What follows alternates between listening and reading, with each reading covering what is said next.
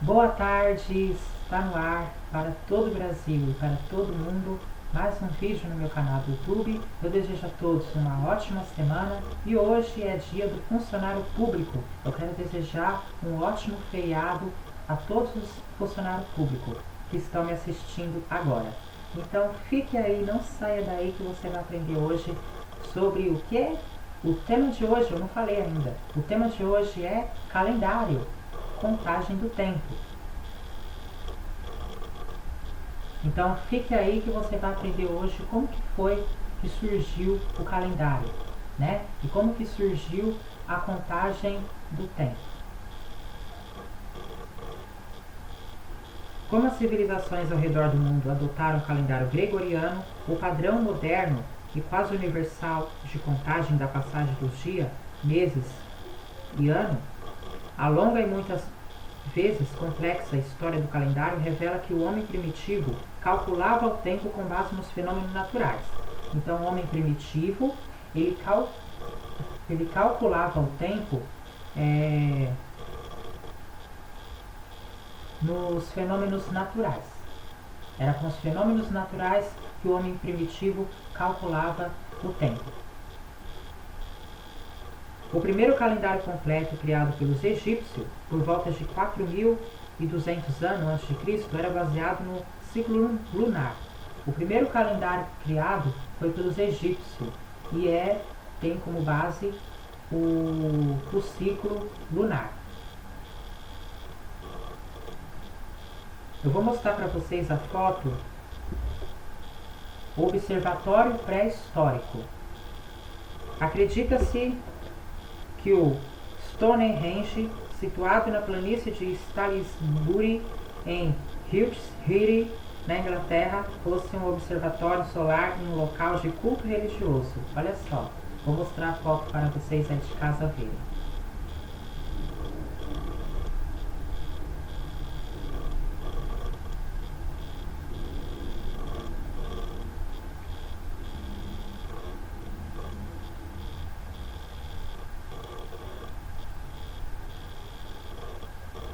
Viu aí? A diferença entre noite e dia, o ciclo anual da estação, com a respectiva mudança no clima e o reaparecimento regular de padrões estelares no céu não eram apenas fontes de temor e admiração por parte dos nossos mais remotos antepassados. Os nossos antepassados, eles tinham temor e admiração pelos padrões estelares do céu.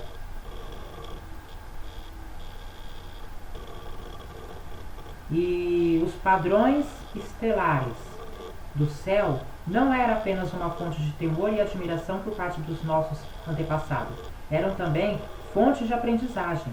Por meio da observação paciente e do registro desses ciclos naturais, foi sendo acumulado um conhecimento inestimável que tornou possível a previsão de ocorrências naturais, como o despontar da primavera anunciando o começo do ano agrícola, o círculo de Gozek na região alemã de Saxônia, Anhalt, e datado do sexto milênio a.C. É considerado um dos primeiros calendários físico do mundo, descoberto em 2003. Esse sítio neolítico compreende uma série de fossos concêntricos que um dia teriam sido cercados por paliçadas de madeira com vários portais. Para um observador posicionado no centro do círculo, dois desses portais voltados para sudeste e sudoeste, alinhando-se respectivamente com o nascente e o poente no solstício de inverno, acontecimento que já naquela época podia ser identificado com precisão. Megalítico Megálitos do fim da Idade do Bronze, como Stonehenge, no sul da Inglaterra, e Karnak, na Bretanha, quase certamente também funcionavam como calendários, com seus vários elementos dispostos de maneira a indicar as posições do Sol e da Lua em relação à Terra em qualquer período do ano.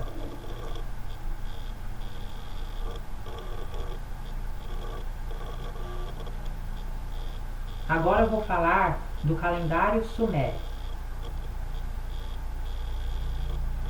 Os sumérios colocavam a observação de fenômenos celeste e climático na mesma categoria da arte de prever o futuro.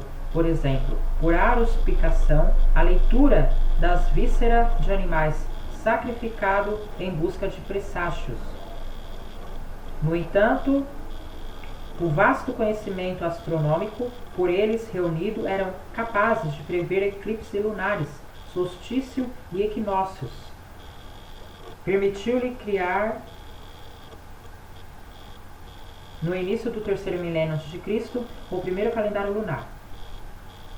Então, o calendário sumério, eles tinham, os sumérios, conhecimento da astronomia, Eles tinham conhecimento da astronomia.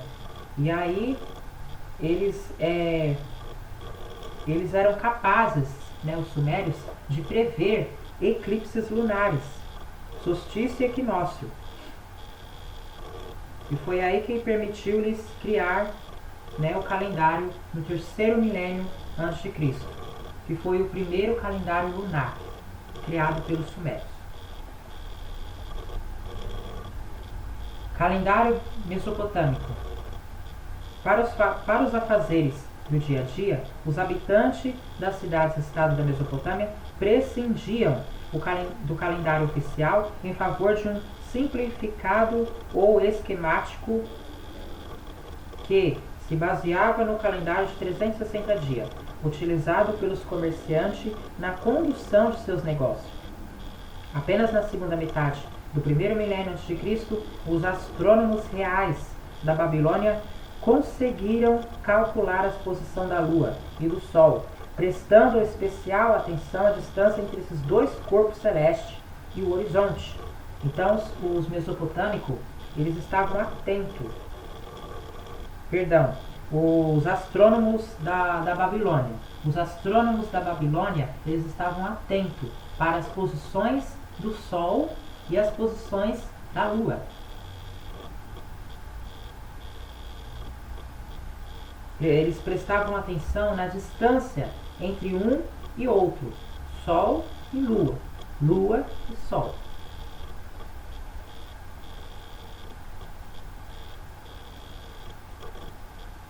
Suas observações mostraram que 235 meses lunares, medidos a partir da primeira aparição da Lua Nova, equivaliam a 19 anos solares, medidos de acordo com a observação do solstício do verão.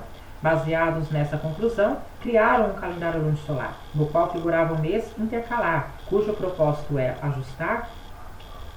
ajustar os meses lunares do ano ao ano solar.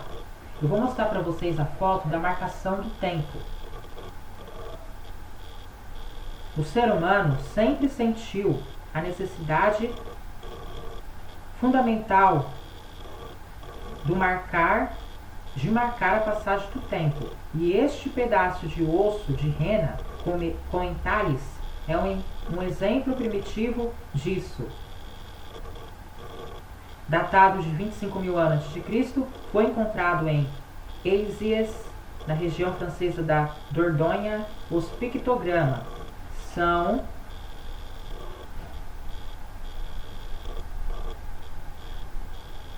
menos antigos e fazem parte de uma tabela astrológica neolítica da Mesopotâmia. Eu vou mostrar para vocês a foto.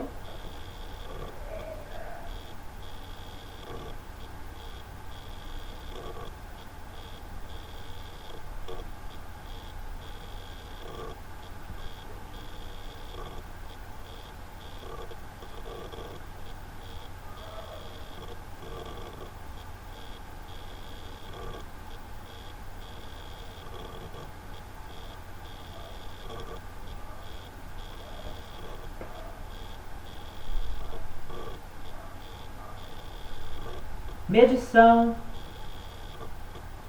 do tempo. Medição do tempo no Egito. Os egípcios tradicionalmente utilizavam um calendário lunar, que acabou se mostrando inadequado para suas necessidades agrícolas, em particular para o cálculo das melhores épocas de semeadura durante o reinado do faraó Djoser, por volta de 2700 a.C., o calendário lunar foi substituído por outro, com 12 meses de 30 dias, cada um quase certamente baseado no calendário esquemático da Mesopotâmia. Os sacerdotes continuaram a utilizar o calendário lunar para estabelecer as datas de festivais religiosos. No novo calendário egípcio, cada mês estava dividido em 3 períodos de 10 dias, denominados decanatos. Os 12 meses, por sua vez, estavam organizados em 3 grupos de 4 meses cada um, que correspondiam aos 3 períodos agrícolas, denominados Akhret,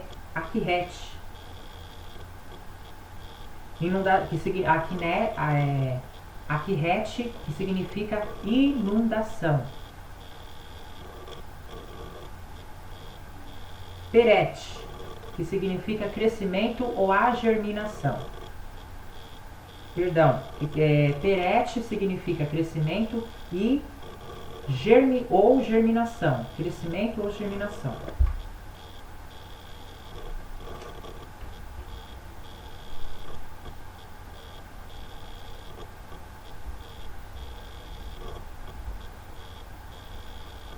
E Shemu, que significa colheita.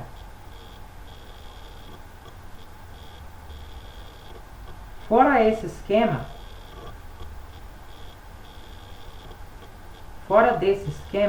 mais 5 dias que os gregos chamavam de epagumenes, literalmente os que estão acima, foram acrescentados para fazer um ano de 365 dias.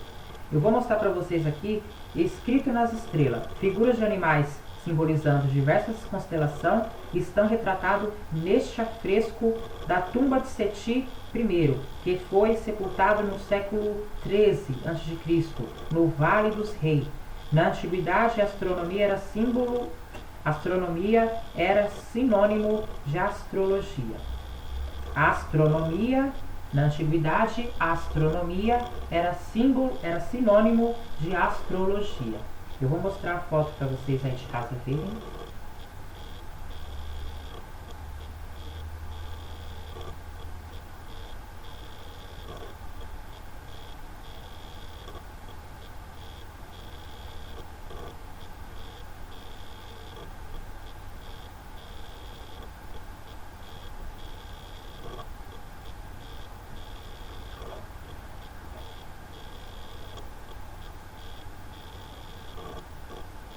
Uma estrela enviada do céu.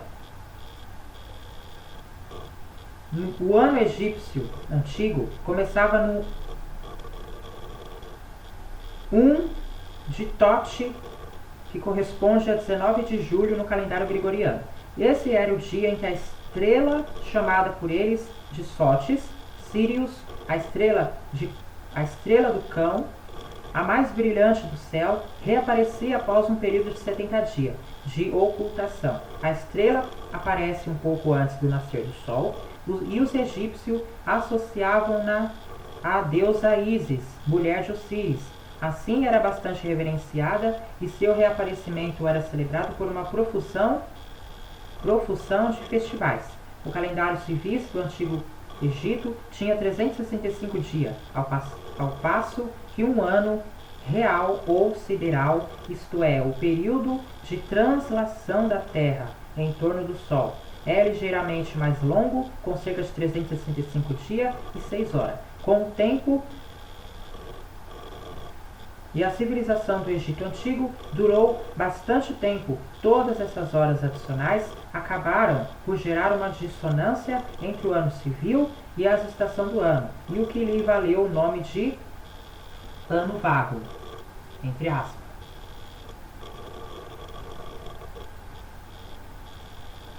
Sobre muitos aspectos, isso não tinha a menor importância. Em relação ao tempo médio de vida de um indivíduo, a discrepância correspondia a cerca de 15 dias, ao passo que na regulação da jornada de trabalho, os agricultores egípcios davam pouca atenção ao calendário civil, mas as autoridades religiosas consideravam a discrepância um transtorno, já que as cerimônias ligadas à estação iam gradualmente se afastando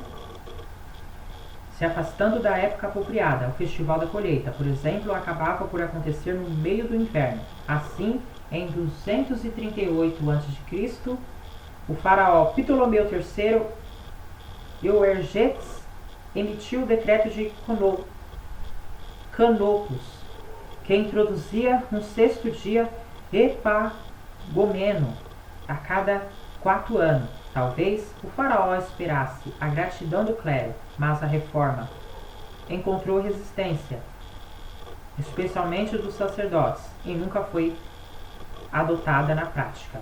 Agora eu vou falar o calendário se torna global.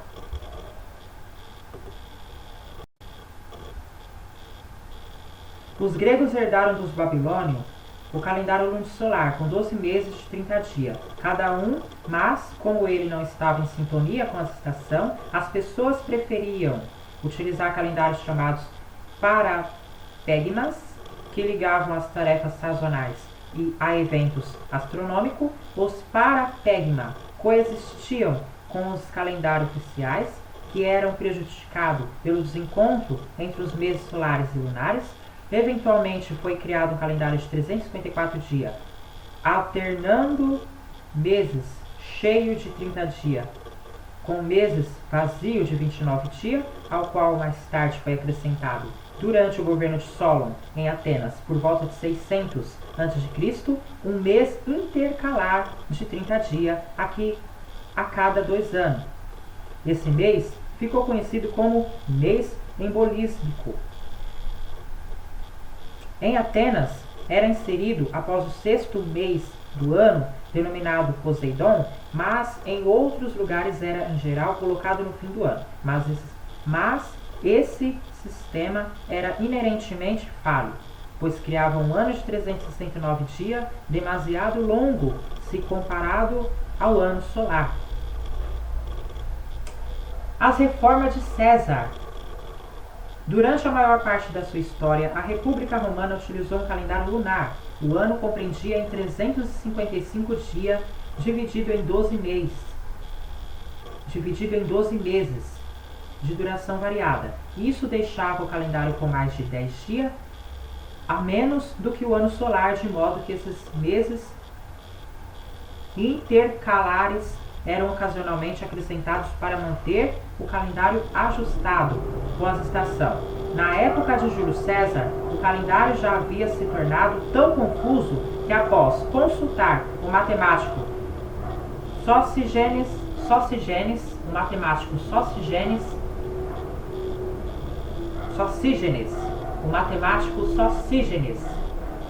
de Alexandria, César instituiu uma grande reforma em 46 a.C. No novo sistema, todos os 12 meses do ano tinham 30 ou 31 dias, com exceção de fevereiro, o mês mais curto, com 28 dias. A cada 4 anos, cada dia extra seria acrescentado a fevereiro, com o intuito de aumentar a duração do ano para 366 dias, em vez dos 365 habituais. Isso era feito repetindo-se o 23 de fevereiro. Calendário Maia. Façanha extraordinária do cálculo. Os Maia utilizavam diversas unidades para medir o tempo. Um período de 20 dias era denominado uinal.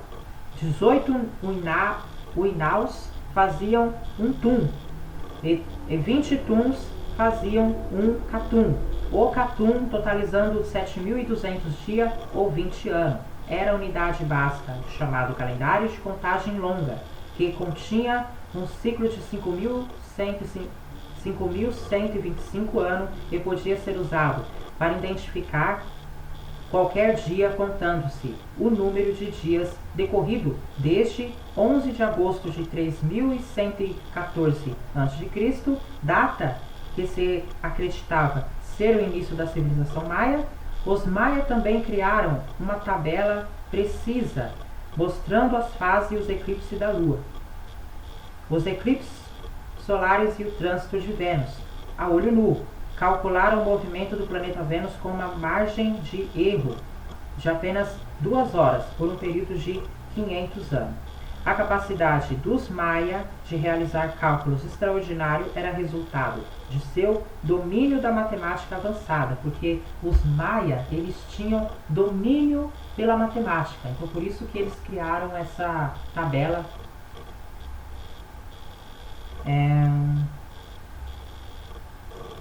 eles criaram essa tabela.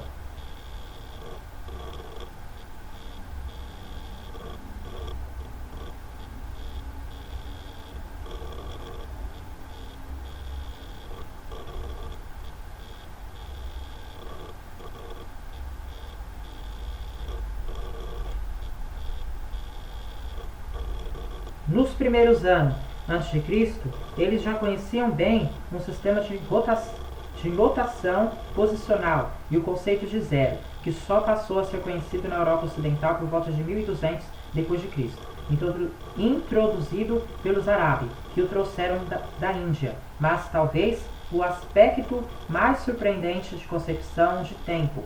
Eu vou mostrar para vocês a foto do manuscrito maia, o Códice de Dresden, do século XI. Contém tabelas astronômicas extraordinárias precisas. Por isso que os maia, eles criaram as tabelas astronômicas, porque eles tinham grande conhecimento pela matemática. Eu vou mostrar para vocês aqui a tabela.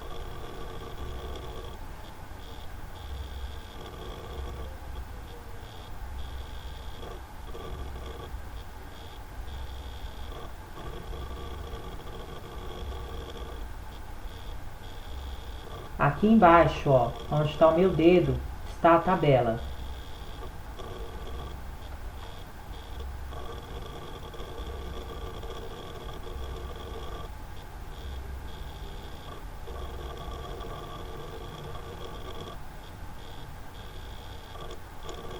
E essa figura aqui, ó, essa figura onde está o meu dedo,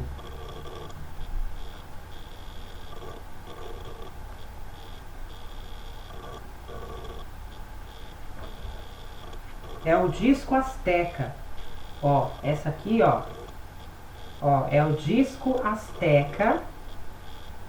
Calendários de contagem curta, baseados no calendário maia, eram utilizados em toda a Mesoamérica antiga para marcar o ano sagrado. Este disco solar de pedra esculpida é um exemplo da cultura asteca do século XV e XVI. Ó.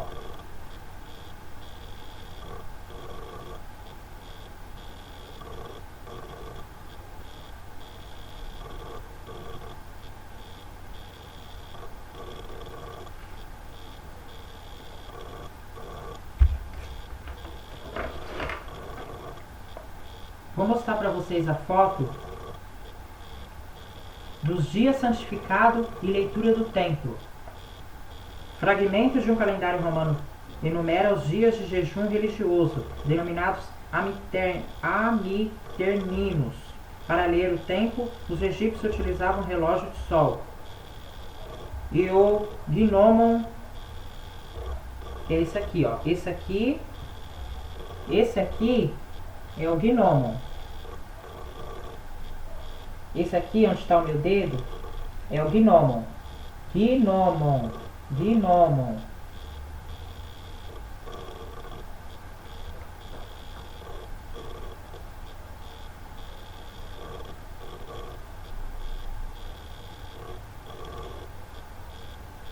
Ó.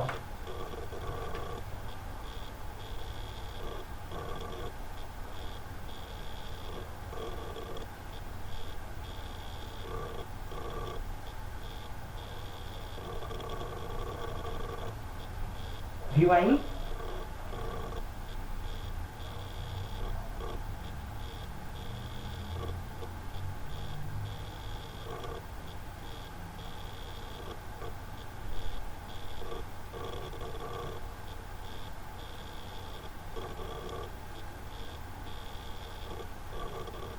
Eu vou mostrar para vocês o ofício calendárico, calendário perpétuo, em prata dourada, fabricado por um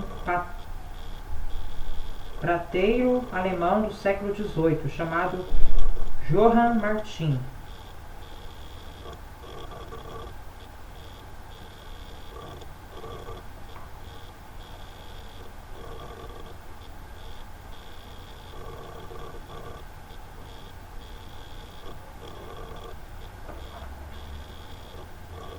Não havia o 29, já que 23 de fevereiro era, de acordo com o sistema de datação romano, o sexto dia antes das calendas. Primeiro dia de março, seu novo dia gêmeo, foi designado como segundo sexto dia antes das calendas de março, em latim bissextus ante calendas martias, o que ainda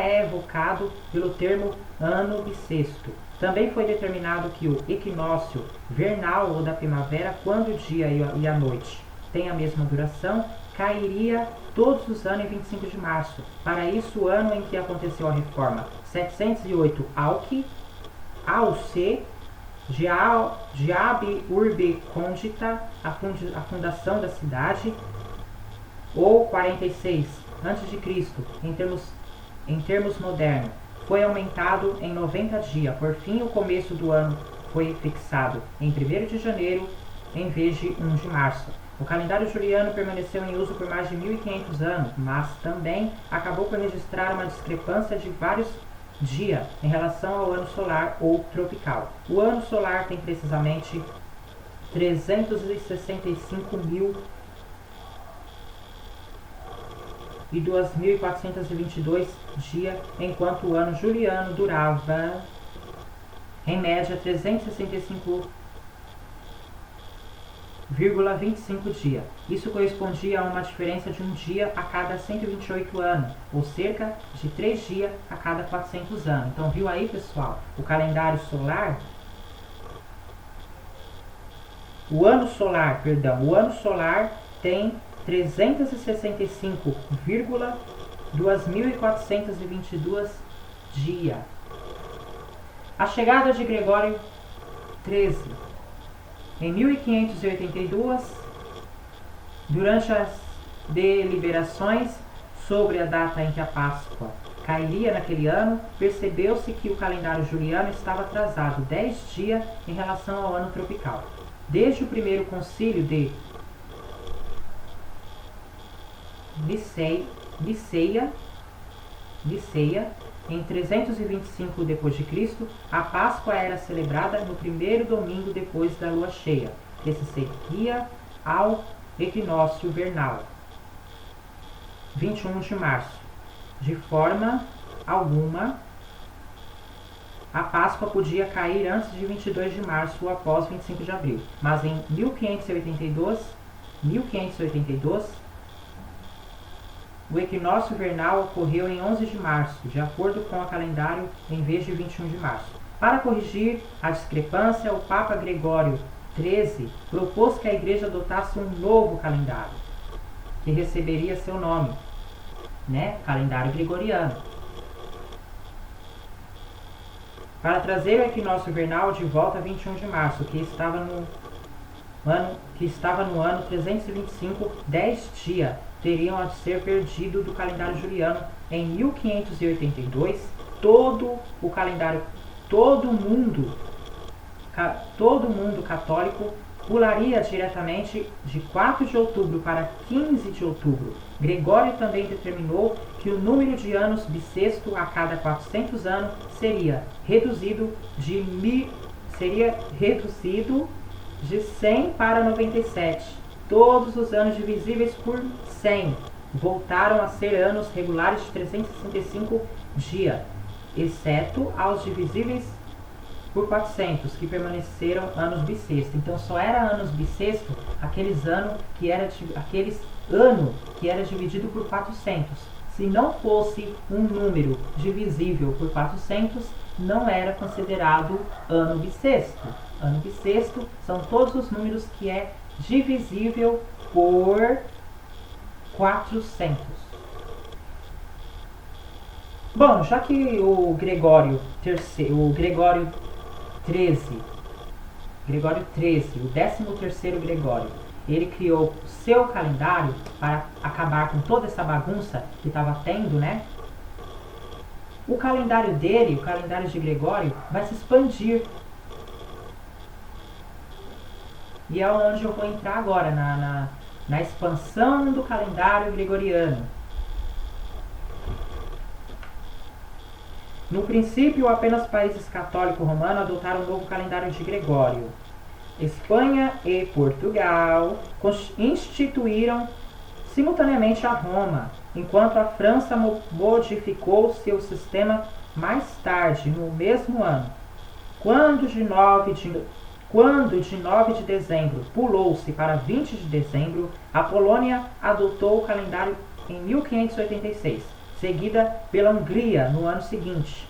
A Inglaterra e a Suécia protestante não mudaram até 1752 e 1753, respectivamente, quando tiveram de perder 11 dias. Países cristãos ortodoxos permaneceram com o calendário juliano até o início do século XX, mas no fim acabaram por se alinhar com o restante do mundo. A decisão pode ter sido influenciada pela fatalidade ocorrida com os atleta russo no Jogo Olímpico de 1908, realizado em Londres. Tendo organizado seu cronograma de acordo com o calendário juliano, os atletas chegaram após os jogos já terem terminado. A União Soviética mudou em 1918, o que levou as datas da Revolução de 24 e 25 de outubro de 1917 para 6 e 7 de novembro. Seguiram-se a Grécia em 1923, perdendo 13 dias, e a Turquia em 1926. Vou mostrar a foto para vocês da tabela astronômica. Iluminura proveniente de uma efeméride medieval, documento que fornece a posição de corpos celestes. Essas tabelas, que ainda são calculadas hoje, foram produzidas no século XIV a.C. pela primeira vez. Olha aqui a tabela, vou mostrar para vocês.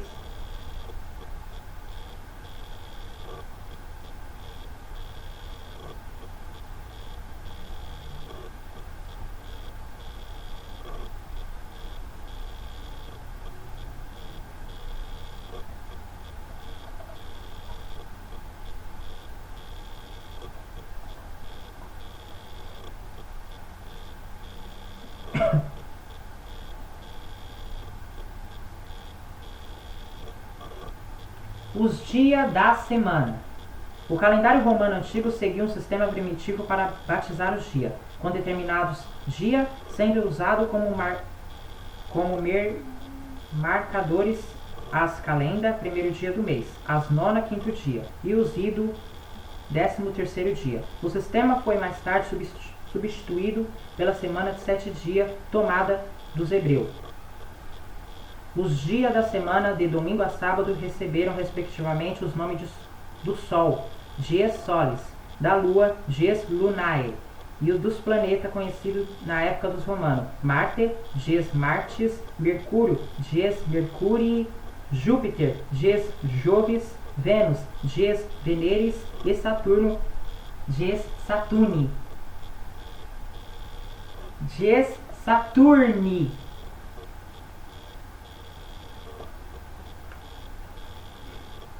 E para encerrar, vou estar falando aqui do ano 1, o início da contagem. O início da contagem, do tempo. A era cristã começou em teoria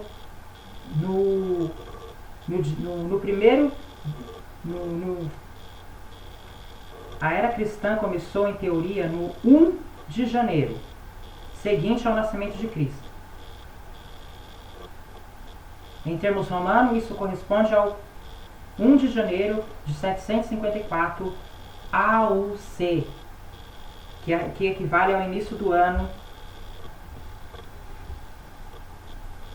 1 depois de Cristo. Não houve o ano 0. Viu, gente? Não houve o ano 0. O ano começa do 1. O ano começa do 1.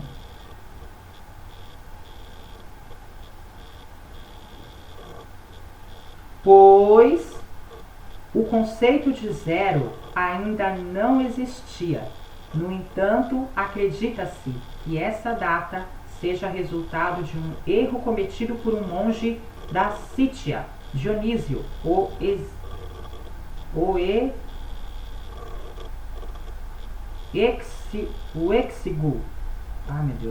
Exíguo, a quem em 532 d.C., o Papa João I pediu que criasse um calendário mais de acordo com a doutrina cristã. Hoje se acredita que Jesus tenha nascido em 7 a.C., pois o decreto segundo o qual todo mundo deve se alistar, razão pela qual Maria e José foram para Belém, foi emitido em 8 a.C., no reinado de Herodes. A era budista começa em 544 a.C., ano da morte de Buda. O calendário muçulmano inicia-se em 622 d.C., com a Hégira, data em que Maomé foge de Meca para Medina. Eu vou mostrar para vocês aqui a foto da leitura de runas. Almanaque da Noruega, com 10 painéis de madeira gravados com símbolos rúnicos. Vou mostrar aqui para vocês.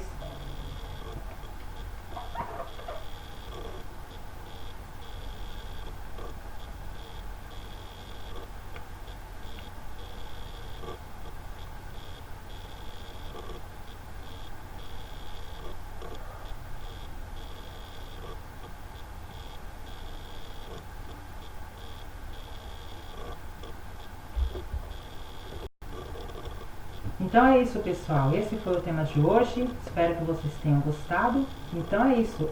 Vários povos tinham o seu calendário, né?